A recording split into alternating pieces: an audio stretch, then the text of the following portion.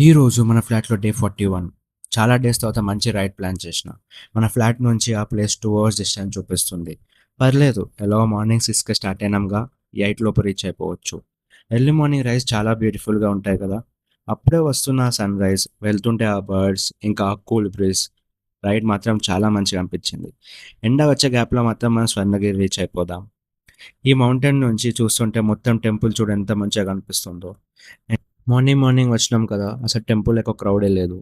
మంచిగా దర్శనం చేసుకోవచ్చు. నేను ఎప్పుడు వచ్చినా మినిమమ్ 1, 2 అవర్స్ దర్శనానికి టైం పట్టేది. కానీ ఇప్పుడు మాత్రం చాలా మంచిగా దర్శనం అయింది. మార్నింగే వెళ్ళినాం కాబట్టి అక్కడ జరిగే పూజలో కూర్చునే ఛాన్స్ కూడా దొరికింది. అక్కడే కొంచెం సేపు ఉండి స్టార్ట్ అయిపోయినా. హెల్మెట్ పెట్టడానికి ఇక్కడ ఛాన్స్ లేదు. దాన్ని పట్టుకునే దర్శనానికి పోయుండే. ఎండ స్టార్ట్ అయింది. చుక్కలు కనిపిస్తాయి ఇగ. మధ్యలో బ్రేక్‌ఫాస్ట్ చేసి మనం హైదరాబాద్ రీచ్ అయ్యేలోపు 12 అయింది. ఫ్లాట్‌కి వెళ్ళి వండుకునే ఎనర్జీ అస్సలు లేకుండే. మంచిగా రెస్టారెంట్‌కి వెళ్ళి బిర్యానీ తిని, మంచి స్వీట్ క్రేవింగ్స్ కూడా వచ్చినాయి.